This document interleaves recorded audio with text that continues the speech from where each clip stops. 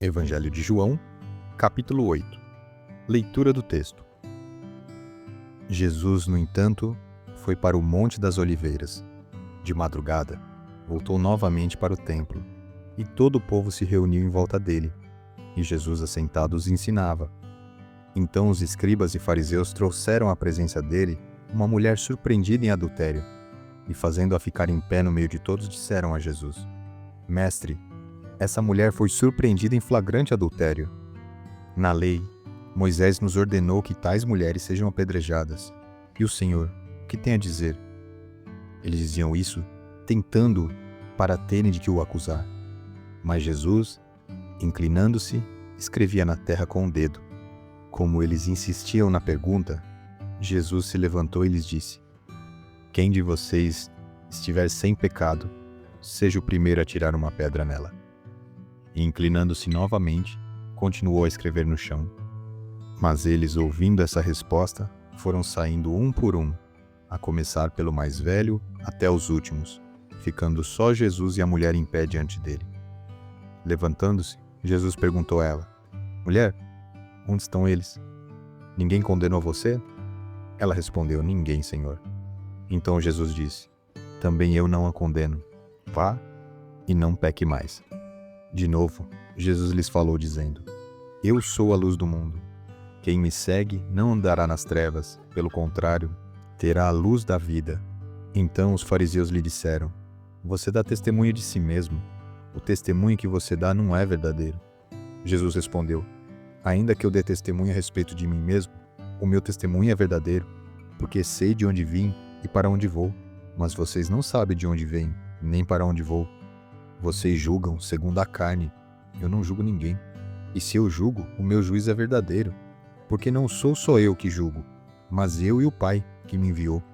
Também na lei de vocês está escrito que o testemunho de duas pessoas é verdadeiro. Eu dou testemunho de mim mesmo, e o Pai que me enviou também dá testemunho de mim. Então eles lhe perguntaram: Onde está o seu Pai?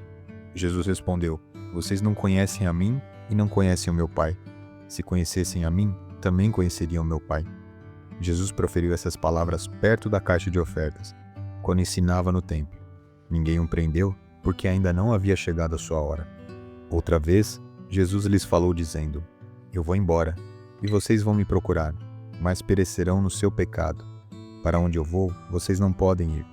Então os judeus diziam: Será que ele tem a intenção de se suicidar? Porque diz: Para onde eu vou, vocês não podem ir. Jesus lhes disse: Vocês são daqui de baixo, eu sou lá de cima. Vocês são deste mundo. Eu deste mundo não sou. Por isso, eu lhes disse que vocês morrerão em seus pecados. Porque se não crerem que eu sou, vocês morrerão nos seus pecados. Então lhe perguntaram: Quem é você? Jesus respondeu: O que é que eu tenho dito a vocês desde o princípio? Muitas coisas tenho para falar e julgar a respeito de vocês. Porém, aquele que me enviou é verdadeiro, de modo que as coisas que dele ouvi, essas digo ao mundo. Eles não entenderam que Jesus lhe falava do Pai. Então Jesus disse: Quando vocês levantarem o Filho do Homem, então saberão que eu sou, e que nada faço por mim mesmo, mas falo como o Pai me ensinou. E aquele que me enviou está comigo, não me deixou só, porque eu faço sempre o que lhe agrada. Quando Jesus disse isso, muitos creram nele. Então Jesus disse aos judeus que haviam crido nele: Se vocês permanecerem na minha palavra, são verdadeiramente meus discípulos. Conhecerão a verdade, e a verdade os libertará. Eles responderam: Somos descendência de Abraão, e jamais fomos escravos de ninguém. Como você pode dizer que seremos livres? Jesus respondeu: em verdade lhes digo que todo que comete pecado é escravo do pecado. O escravo não fica sempre na casa. O filho, sim, fica para sempre.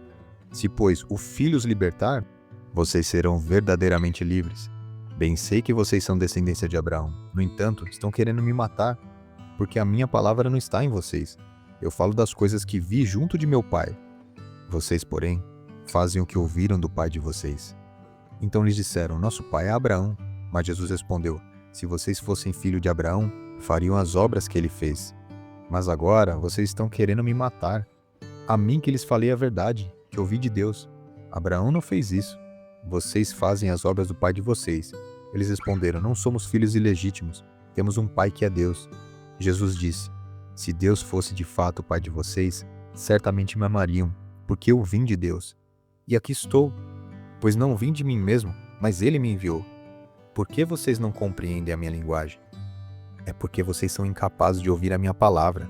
Vocês são do diabo, que é o pai de vocês, e querem satisfazer o desejo dele. Ele foi assassino desde o princípio e jamais se firmou na verdade, porque nele não há verdade. Quando ele profere mentira, fala do que lhe é próprio, porque é mentiroso e pai da mentira. Mas, porque eu digo a verdade, vocês não creem em mim. Quem de vocês me convence de pecado? Se digo a verdade, por que não creem em mim? Quem é de Deus ouve as palavras de Deus. Por isso, vocês não me ouvem, porque não são de Deus.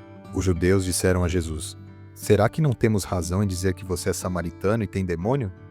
Jesus respondeu: eu não tenho demônio, pelo contrário, honro meu Pai, mas vocês me desonram. Eu não procuro a minha própria glória. Há quem a busque e julgue. Em verdade lhes digo que, se alguém guardar a minha palavra, não verá a morte eternamente.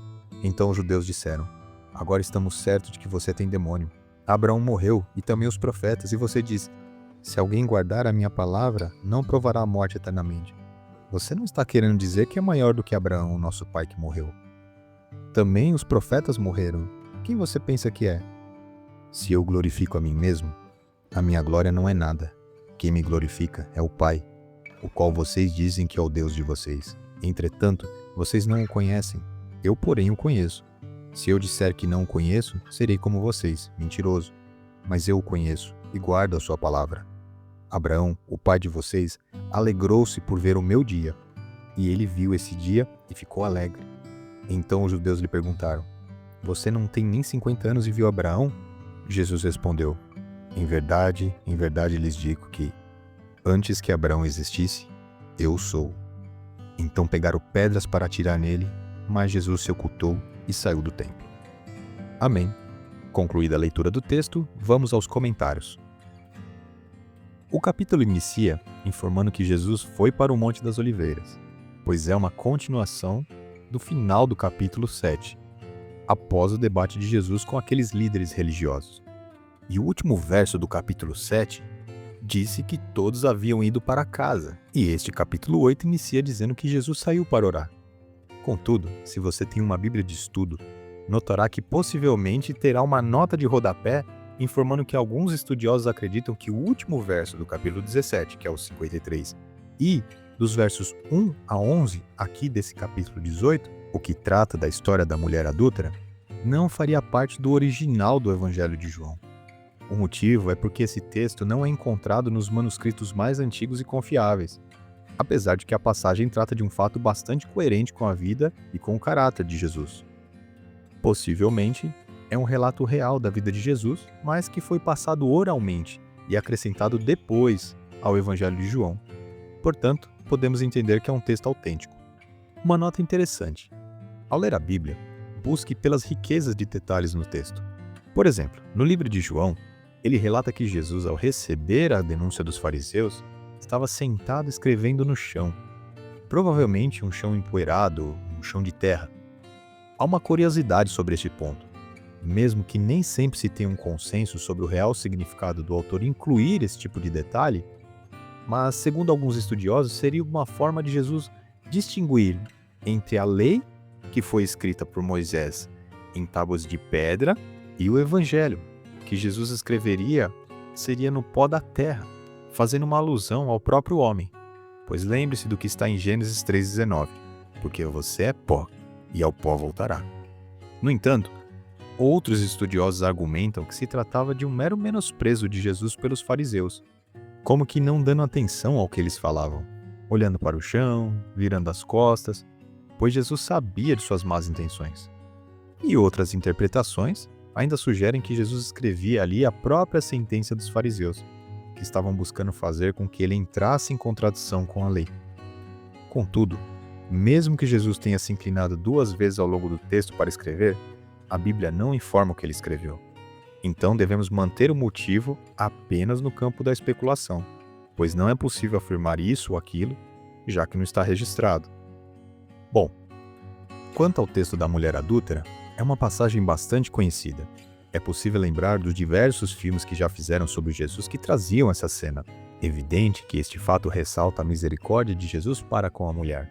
Porém, leia atentamente que você também perceberá que há uma trama conspiratória dos escribas, que eram os estudiosos e especialistas da lei de Moisés, e também dos fariseus, um dos principais grupos religiosos e políticos do judaísmo da época de Jesus. O próprio texto revela no verso 6 a intenção deles contra Jesus de o acusar. Eles buscavam, em meio ao público que estava ali, criar uma situação constrangedora e sem saída a Jesus, pois, se Jesus confirmava o que estava escrito na lei dos judeus, a mulher estaria sentenciada à morte. Mas Roma não permitiria que os judeus executassem sentenças de morte por conta própria. E isso colocaria Jesus em confronto direto com o império. Porém, se dissesse o contrário, estaria se opondo à lei de Moisés.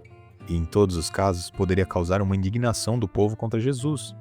Mas, por meio de sua sabedoria divina e reflexão enquanto ele desenhava no chão ou escrevia no chão, responde aos fariseus e escribas: quem de vocês estiver sem pecado, seja o primeiro a tirar uma pedra nela.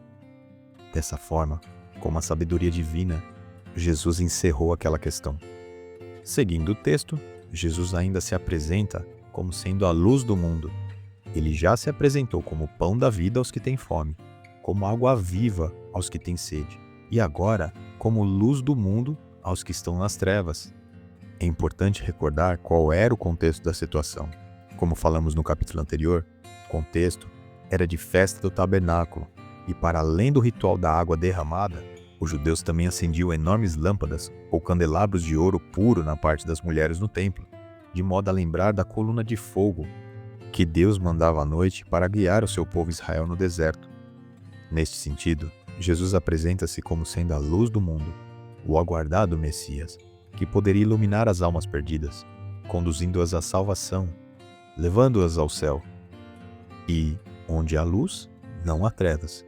Pois, como questiona Paulo em sua segunda carta aos Coríntios, capítulo 6, verso 14, que comunhão existe entre luz e as trevas? Portanto, concluímos que onde há luz não há trevas, pois elas não coabitam. Então, não há qualquer harmonia entre Cristo e o mal. Por fim, vale destacar outro verso muito conhecido deste capítulo 8 de João, o 32, que diz o seguinte: conhecerão a verdade e a verdade os libertará. Geralmente, este texto é retirado do contexto e utilizado de diversas formas diferentes. Contudo, não podemos desprezar o que se diz no verso imediatamente anterior, que inclusive se trata da mesma frase. A frase completa é a seguinte: se vocês permanecerem na minha palavra, são verdadeiramente meus discípulos, conhecerão a verdade, e a verdade os libertará. Vamos tentar analisar a estrutura dessa frase completa. No caso, o se é utilizado aqui como uma conjunção condicional. E o que significaria uma conjunção condicional? Neste caso, o se, vocês permanecerem na minha palavra, seria justamente a condição colocada por Jesus. Portanto, seria como dizer o seguinte: vocês são verdadeiramente os meus discípulos, se permanecerem na minha palavra. Essa é a consequência de permanecerem na palavra, ser discípulo. E, sendo discípulo e permanecendo na palavra, daí sim pode-se afirmar: conhecerão a verdade e a verdade os libertará. Então, a condição de ser um verdadeiro discípulo e conhecer a verdade e ser liberto por ela é permanecer na palavra. Mas, na prática, o que significa permanecer na palavra? Significa viver de fato o que Jesus ensina. Assim, permanecendo em Jesus, conhecendo a Jesus e vivendo longe do pecado como orienta Jesus, você está livre, está liberto por Jesus. Mas, ao viver no pecado, você é escravo do pecado. Concluindo, uma breve reflexão. Se para vivermos livres, não sendo escravos do pecado, precisamos nos comprometer com Jesus e nos esforçar para não pecarmos mais, uma vez salvo por Jesus, é tão grande o sentimento de gratidão que a partir disso o foco passa a ser uma vida dedicada a obedecer e a honrar aquele que te livrou da escravidão do pecado. Sim, Jesus nos salva por meio da graça. Não podemos fazer nada para merecer isso. E também Não devemos ser movidos pelo medo de um castigo. Contudo, uma vez salvos, é nosso dever buscarmos uma vida de santidade a Deus. Santidade, neste caso, é a busca diária por manter-se afastado do pecado. A santidade refere-se a uma natureza separada a Deus. Somente Deus é absolutamente santo. Conforme vemos em Isaías 6,3, quando os serafins que glorificavam a Deus em seu trono clamavam uns para os outros: Santo, Santo, Santo é o Senhor dos exércitos. Toda a terra está cheia de sua glória. Repetir algo por 3 vezes no hebraico, idioma o qual o texto de Isaías foi escrito, no caso, Santo, Santo, Santo, significa levar ao máximo nível de intensidade ou de perfeição. Somente Deus é perfeitamente santo. No entanto, veja só o que Pedro nos lembra em sua primeira carta no capítulo 1, verso 16. Sejam santos, porque eu sou santo. Esse é o desejo de Deus. Ele almeja ver nosso esforço para sermos santos, assim como Ele é santo. Assim sendo, é verdade que você é salvo pela graça, mas você também tem a missão de permanecer em obediência a Jesus e buscar diariamente uma vida de santidade, ainda que você venha a cair e nós tropeçaremos pelo caminho. Mas esforce-se em continuar. Deus conhece o seu coração, e mesmo que você caia, não deixe de insistir em um modo de vida que alegre o coração de Jesus. É fundamental destacarmos o quanto Jesus é misericordioso, mas o mesmo Jesus exige uma contrapartida daqueles que Ele salva. Veja a passagem da mulher adúltera. Vamos ler novamente os versos 10 e 11 que dizem: Levantando-se, Jesus perguntou a ela: Mulher, onde estão eles? Ninguém condenou você? Ela respondeu: Ninguém, Senhor. Então Jesus disse: Também eu não condeno. Vá e não peque mais. Perceba, ele foi misericordioso, mas concluiu o diálogo recomendando: Vá e não peque mais. Também recomendou ao paralítico que curou lá no tanque de Betesda, quando o viu no templo. Jesus disse a ele: Não peque mais, para que não lhe aconteça coisa pior. Portanto, se você que me ouve sente que ainda não teve um encontro verdadeiro com Jesus, eu peço a Deus pela sua vida, no nome do próprio Jesus, para que você o tenha e desfrute o quanto antes, para que você desfrute dessa grande alegria que é ter Jesus. Já você, que um dia teve o encontro com Jesus, que foi salvo, ou mesmo perdoado e curado por Ele de alguma forma, como vimos lá na passagem da mulher e do paralítico, a mensagem de Cristo hoje é: não peque mais, e busque diariamente viver na santidade que agrada ao Senhor.